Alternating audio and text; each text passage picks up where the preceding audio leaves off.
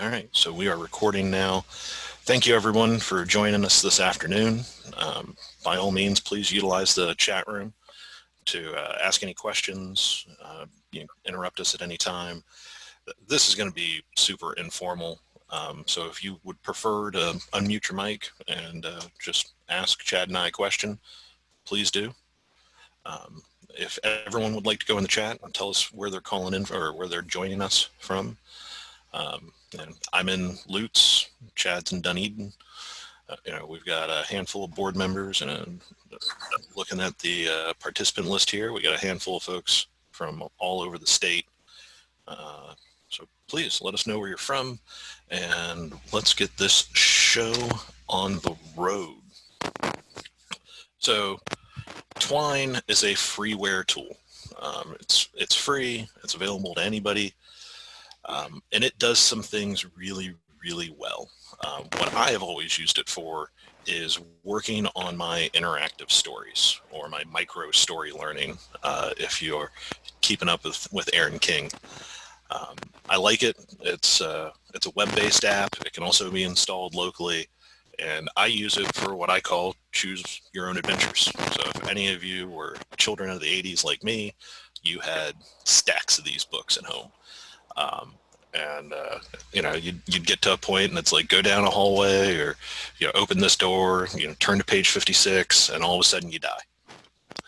It's go back to where you left off. So that's what Twine, in my opinion, does really well, but it does a couple of things really well. Let me go ahead and let Chad introduce himself, and we'll get started.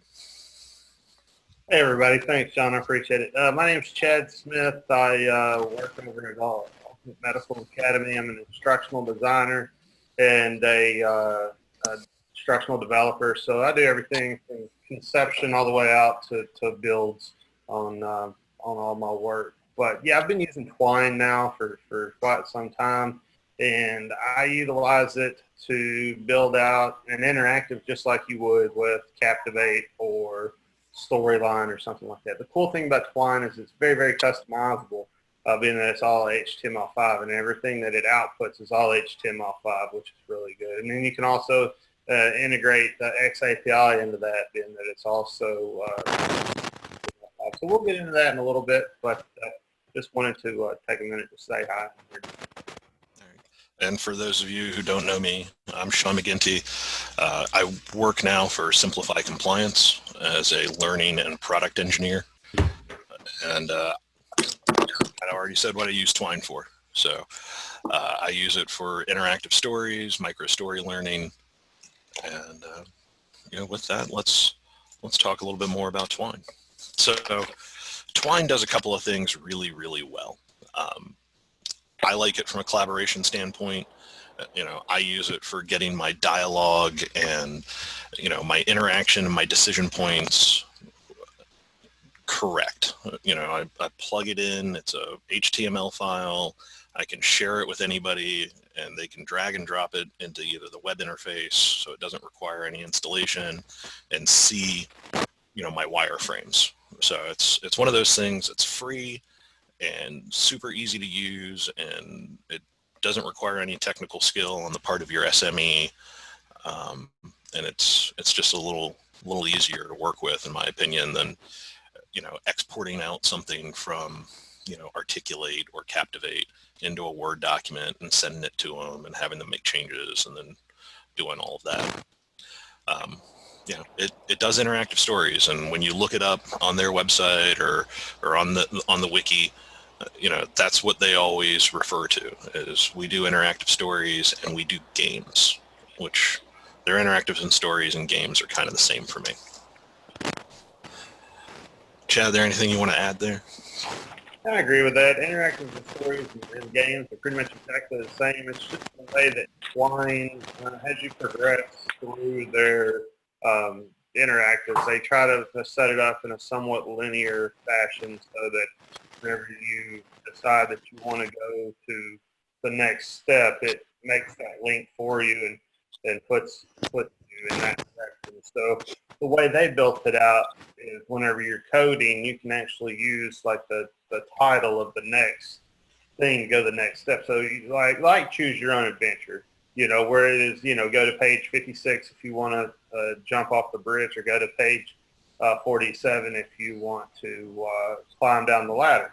It's the same thing, except for, it would link like go to jump off the bridge would link like to the jump off the bridge card, or the jump off the bridge next story step, and the ladder would that. So whenever you build it out, if you build it out like I do, sometimes you have to go in and manipulate the way Twine wants to build it out, so that it is done in such a way that it is not as linear of a fashion.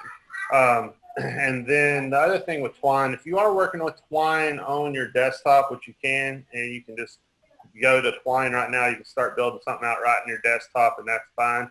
But everything is saved in your history. It's kind of an interesting way of how they save things. So it's all saved with cookies and history. So if you refresh your browser and delete those cookies and history, then you won't have your project there anymore. So that's why I always say it's best to download the desktop version and utilize the desktop version when you're working in there, because that'll ensure you save everything right on your desktop. Otherwise, it's going to save in your history of your web browser.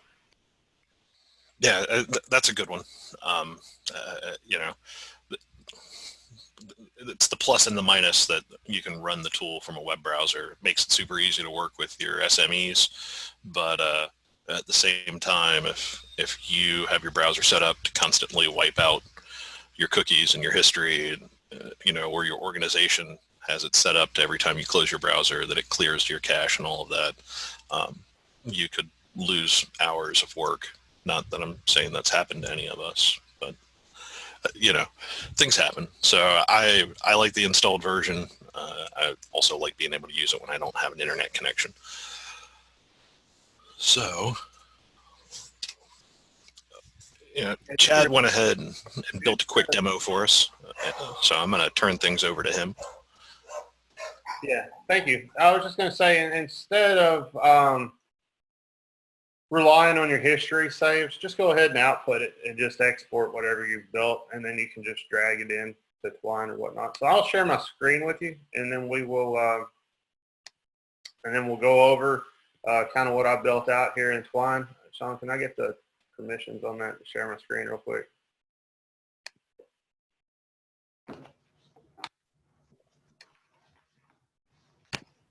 All you. Go.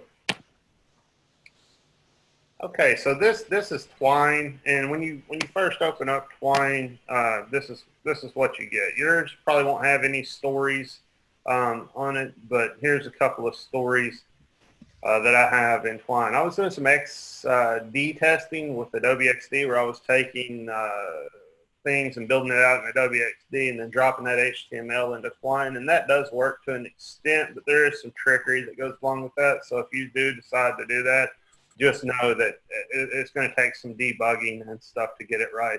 But we'll go here. This is one that we built out. We got a thing coming up for home brewers right now. It's called Big Brew Day, and so I built this out for Big Brew Day. And if we, all right, if I show you here, just so you get an idea of what this looks like. All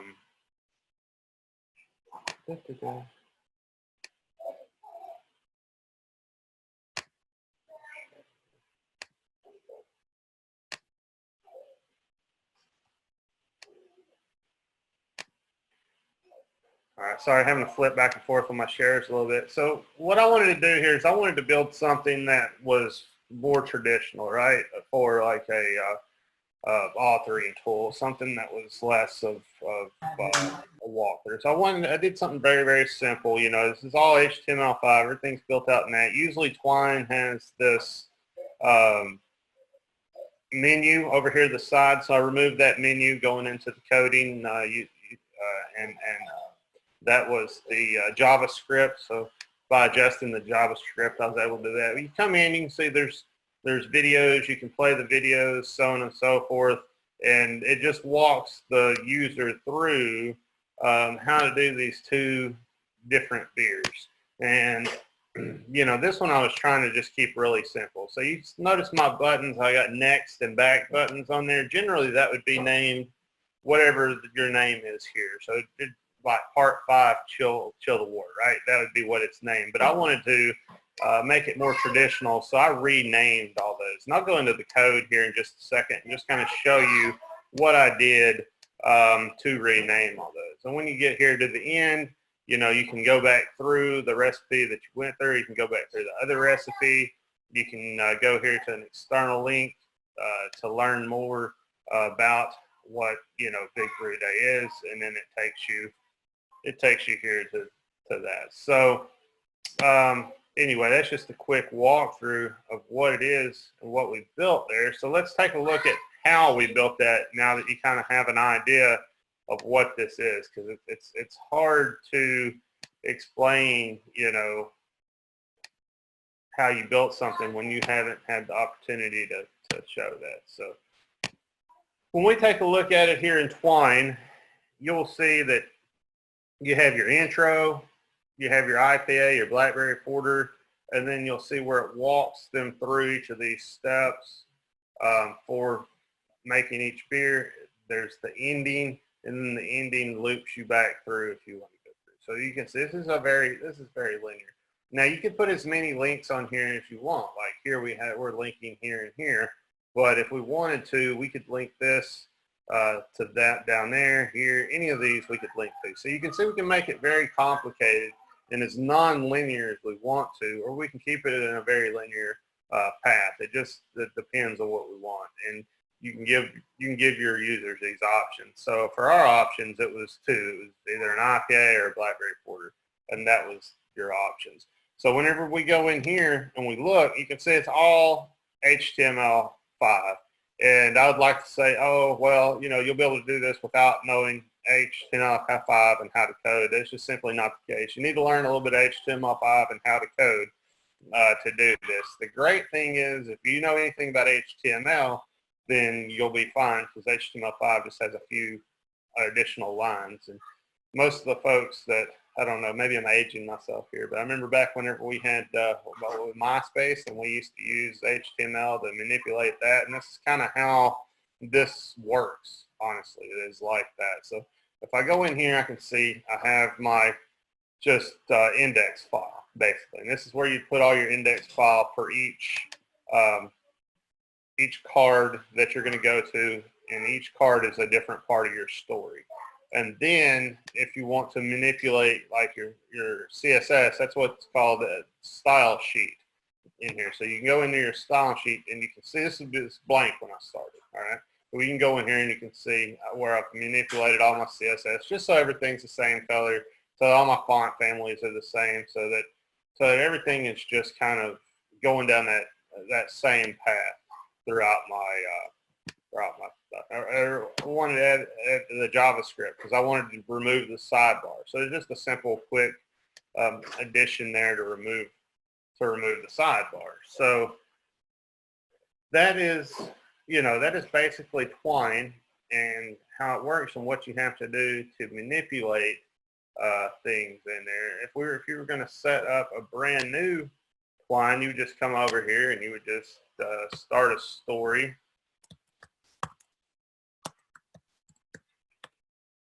And you would go into the story, and then you would just manipulate this with whatever you want. You can, you know, let's say you want to link out to the next page, you put these brackets, 2 brackets, whatever the next page is, you put the brackets in to close it, and then you can exit out.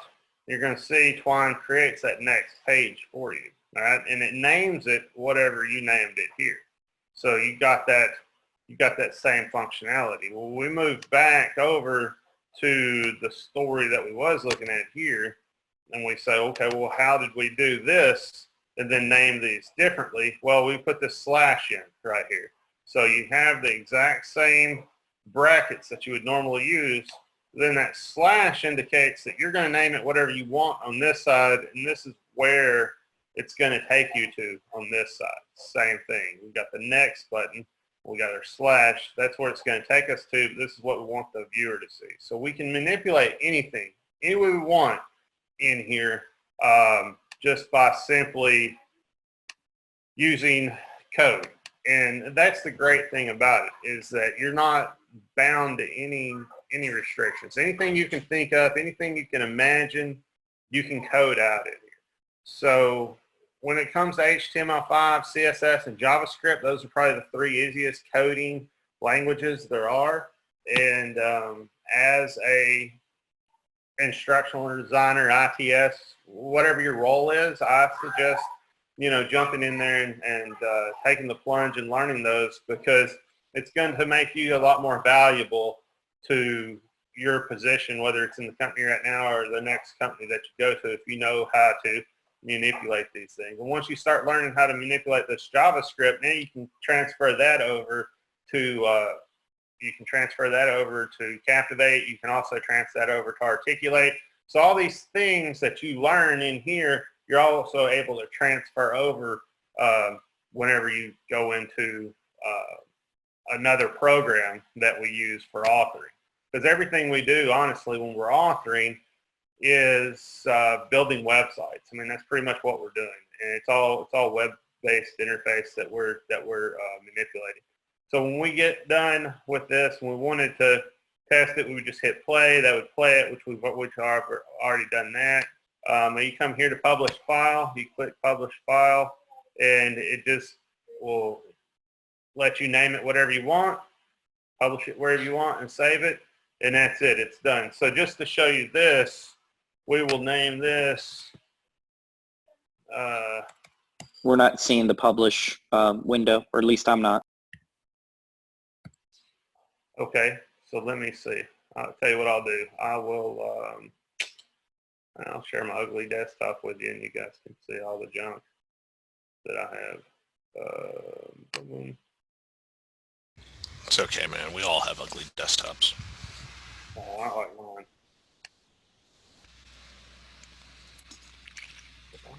Oh, here we go. Share. Screen share. Okay, so you should see it now, right? Yep. All right, so you got this. You save it here, whatever you want. Like with this one, this is exactly how it pops up. I just changed this. The only thing that you didn't see was me putting the 2 in there. And then I would just save this to my downloads. And if I wanted to put a new,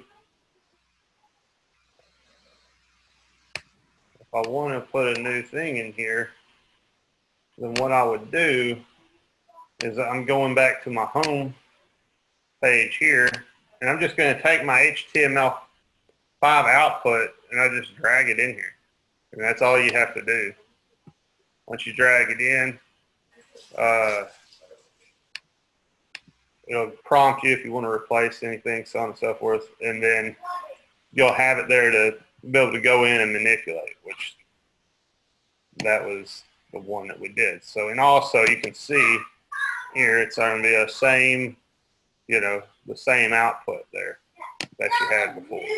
So yeah, that's about all I have as far as how to utilize Twine and how to use Twine. So hopefully that was helpful. If you have any questions, I'll be happy to answer those for you as I move forward. Thank you. If you want to stop your share. So, like I said, Chad and I use Twine a little differently.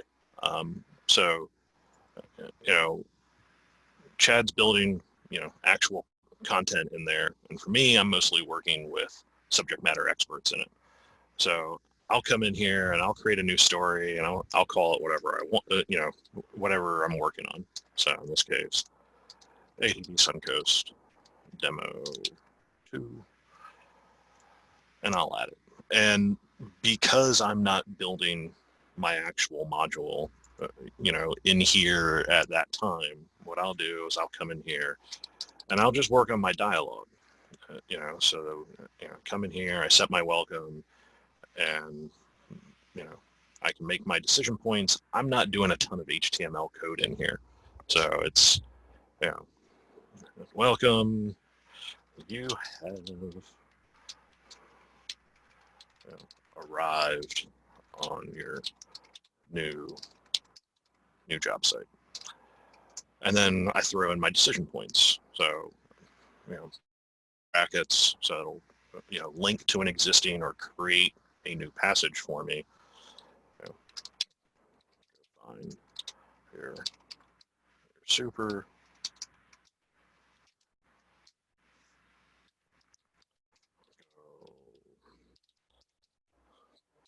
In oh,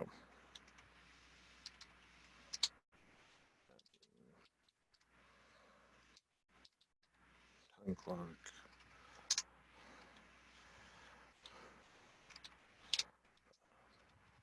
Put on here PPE. Close it out. So it auto creates my decisions here. So a lot of what I do with this is when we're building interactive stories and we're trying to teach decision making and critical thinking. So, I'll have 50 of these passages with multiple decision points because, when I'm building interactive stories, choose your own adventure, micro story learning, whatever terminology you're using for it, I always give my learners 3 options. The best, the perfect utopian response, a good response, but one that still may create some negative impact, and then the absolutely worst possible decision. And that way, the story continues to evolve. They get to see their actions. What is the cause of every decision that they've made? How does it progress? Where does it bring you to throughout this interaction, that's day in the life, whatever we're trying to teach.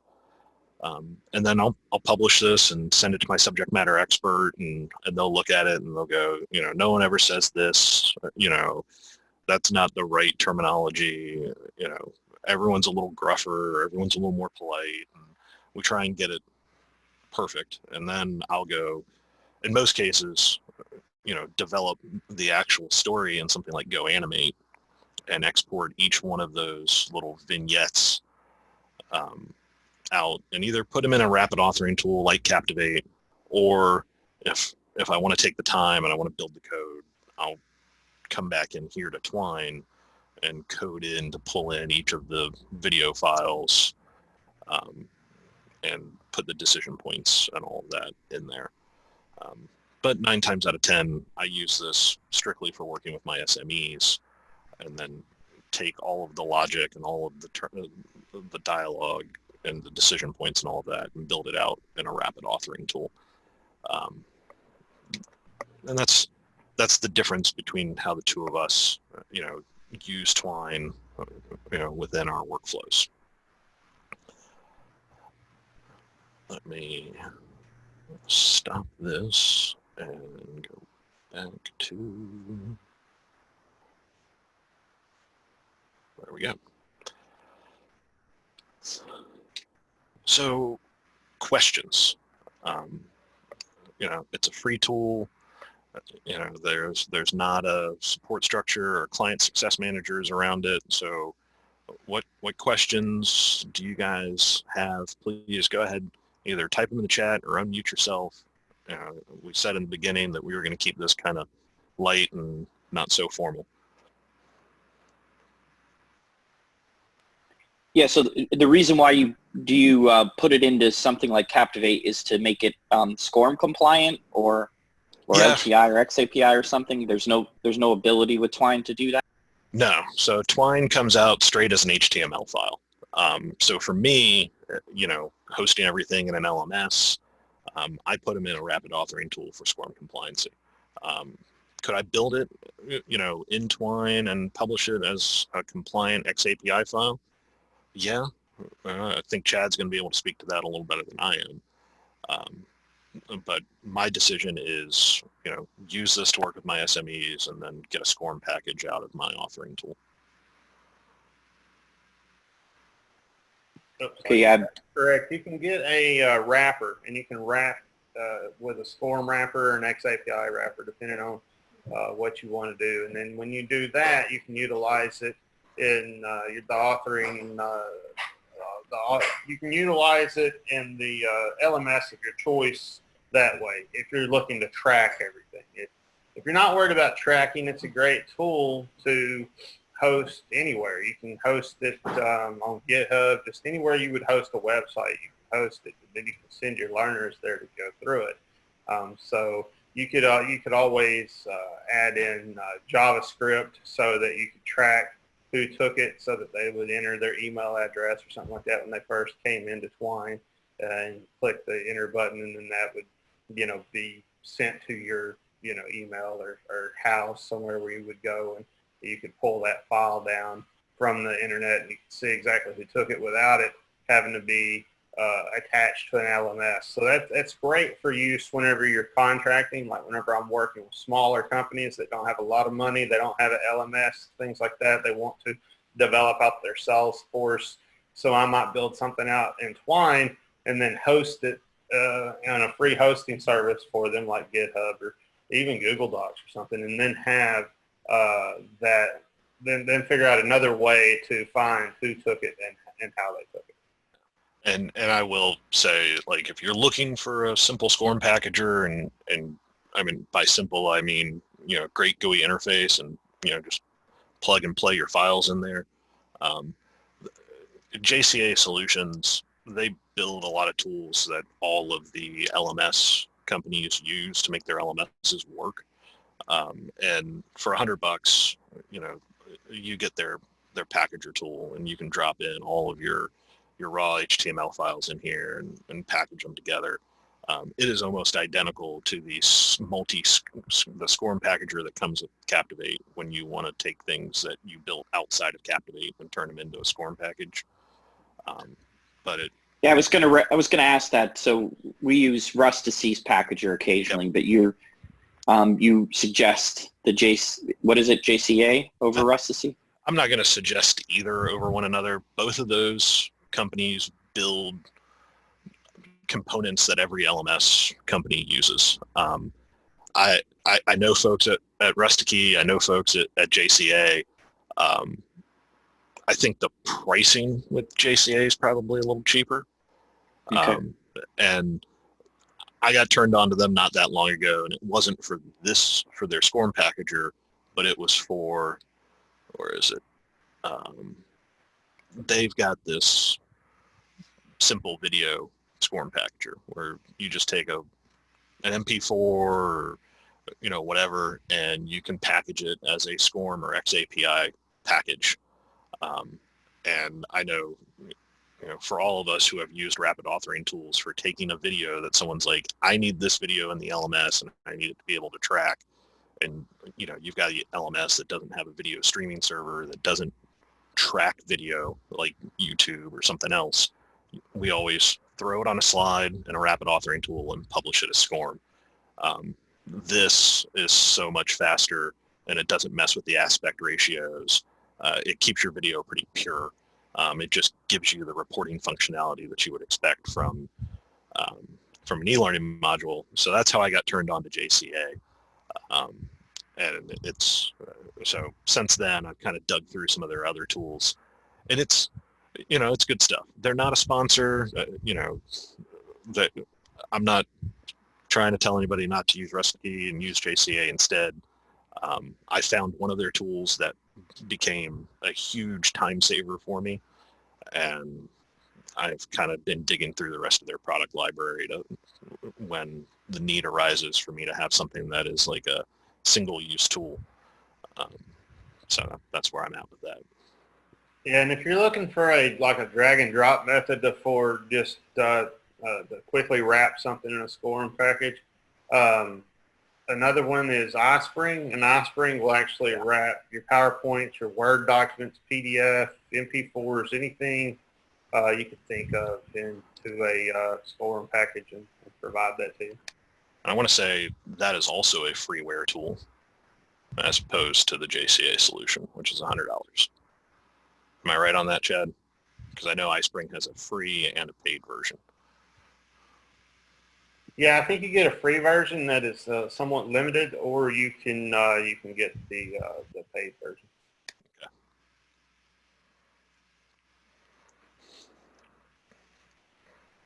What else? Who else has some questions, comments?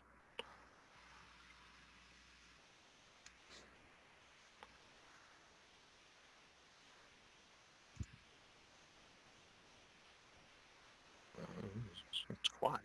I can show a little bit more about it if you want. Sean, it looks like we have a question from Kaylee. Okay. What is the name of that tool? Did you say L-Spring? iSpring. iSpring?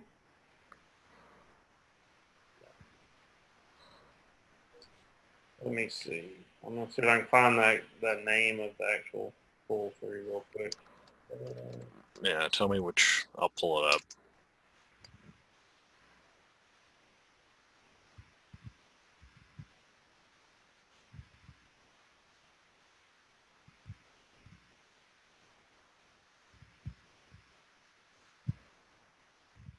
Is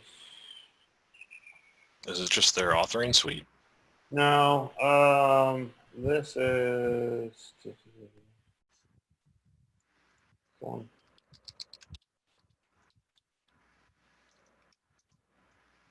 So they got a link on their website. If you look up iScreen, if you look up SCORM Wrapper, how to turn PowerPoint, Word, PDF, MP4s into SCORM.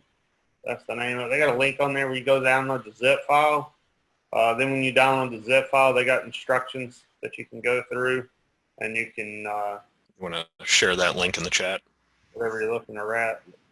Yeah, I can share it in the chat. I'm looking at it on my phone here, but I'll pop it up on my computer and share it. All right.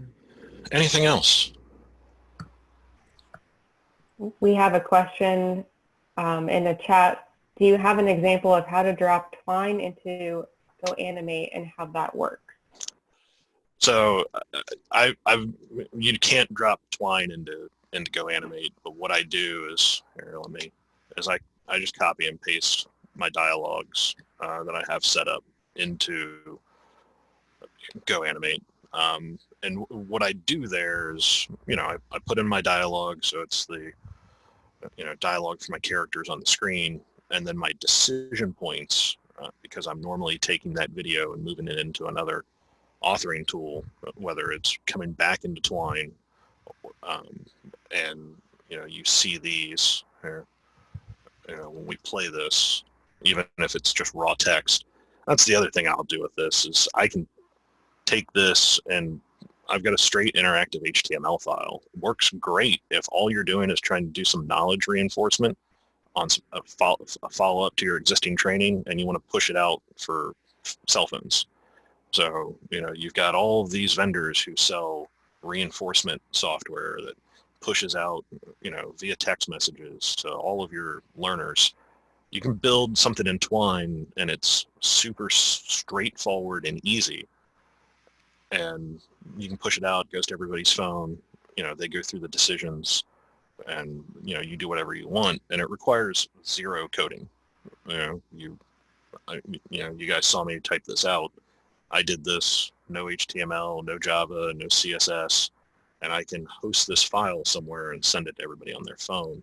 But what I'll do with GoAnimate is these decision points, if I'm not pulling my video in here, like Chad did with the brew walk, I'll throw that into Captivate and put my decision points as a question slide, so a multi-branching question slide that comes after the video.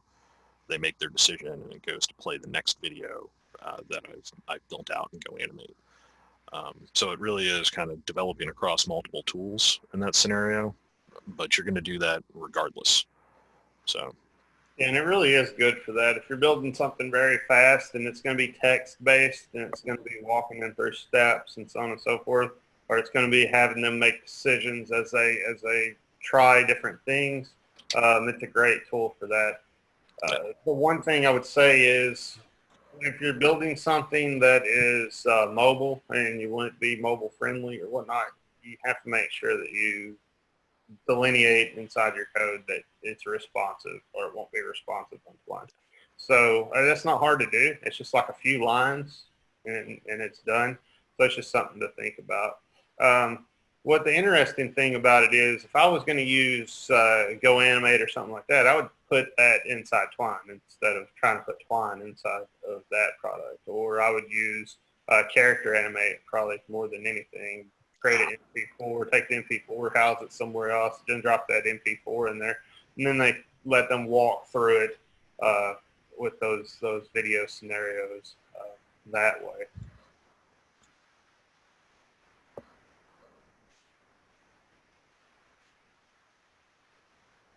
All right. Any more questions?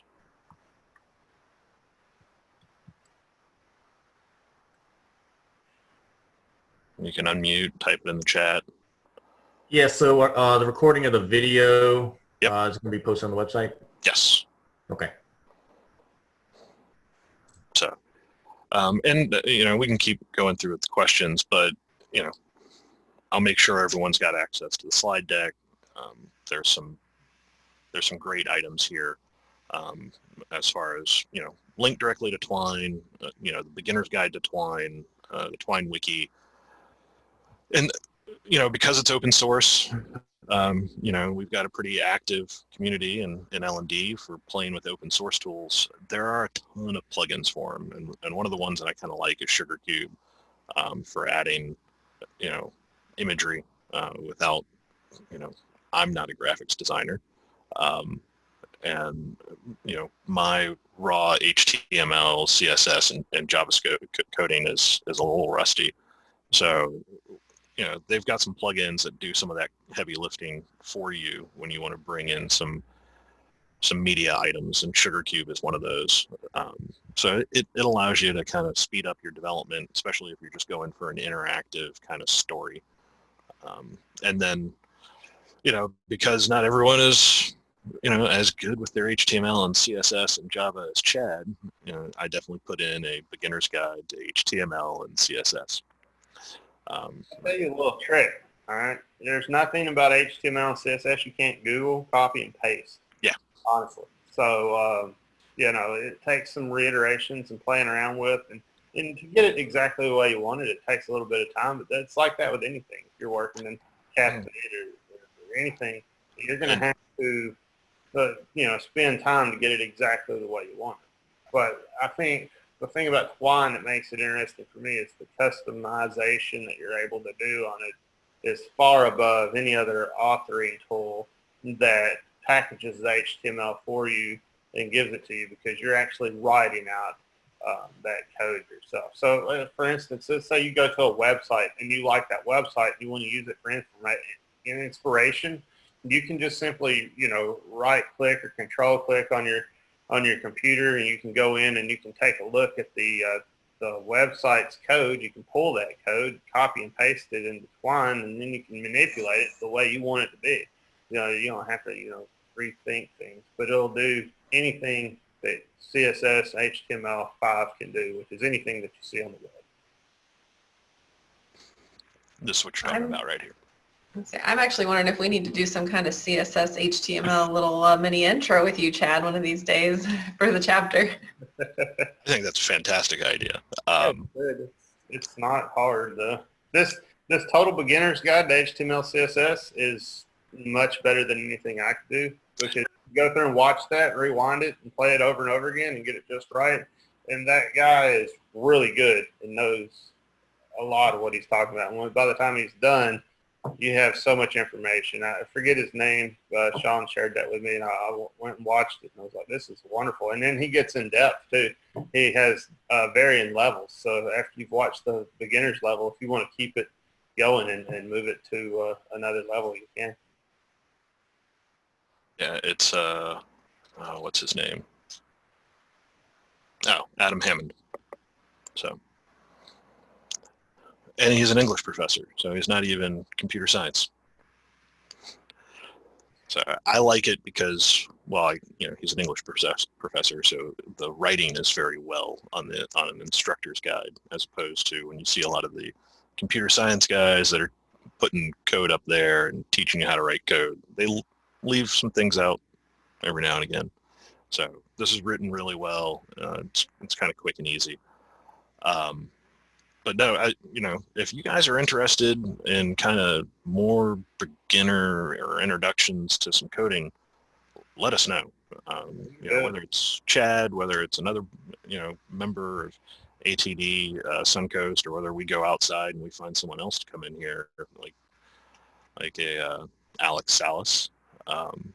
We've got a ton of people that are all in the L&D profession that write code every day and build e-learning from scratch. They don't use a rapid authoring tool. I know John's team, they build the majority of their stuff from scratch, if not all of it by now. Yeah, we have some tools that we use, but I'm old enough to remember when that's all we could do prior to SCORM and everything. So we just wrote HTML. We built little websites that had next buttons, and that's how we taught people online. Yep. Yeah. Yeah, I mean, that's how I got into e-learning. Disabled users and not see anything about the site about accessibility. I would say that you're going to utilize all of the accessibility options you would utilize when building a website. So whenever you think about Twine and how do you work with the disabled population and making sure that everything's accessible, you need to go and look and see what is happening with website builders and how they are making sure their content is accessible. Of course, it's like that with just about everything we do, honestly. And going back to your Adobe XD, playing around with Twine and being able to copy and paste the code out of Adobe XD into Twine, you can do the same thing with any other, kind of rapid web page building tool. You'll have to pull out some of the meta tags and things that are in there, like if you're using Dreamweaver or something else, because it puts some tags and stuff in there that are specific to Dreamweaver. Mm-hmm. And if any of you took like basic web building or HTML while you were in college and maybe didn't manage your time effectively, so you had to turn around and turn in work using a rapid website building tool, like you can go through there and clean up the additives that they put in pretty quickly. I think I got through an entire semester of web design doing that, never having to write the code from scratch, just editing what I built in Dreamweaver, so it looked like I wrote it from scratch. Mm-hmm. So, anything else?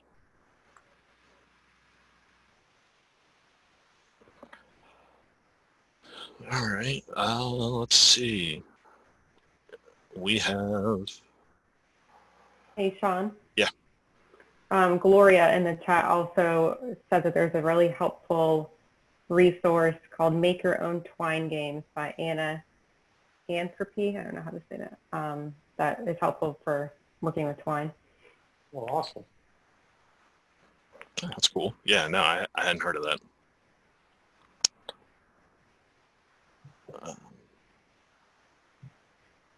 Okay, nice. Thank you, Gloria. We've got one more event this month happening tomorrow. If I don't think any of us are going out and having a good time outside the house. So, if tomorrow at 6 o'clock you want to hang out and talk about how you're using virtual collaboration tools, your best practices, how you've implemented them, your success stories, your failures, and you want to hear from Jen Buckley and I on how we're using some of the common virtual collaboration tools. We're going to do a brainstorm and brew tomorrow. So, it's like the structured version of learning on tap. It's not just hanging out, having a couple of beers and chatting with each other. We're trying to pass along some knowledge and share. We've got a topic in hand to keep us on the straight and narrow. Carrie, is there anything that you want to add?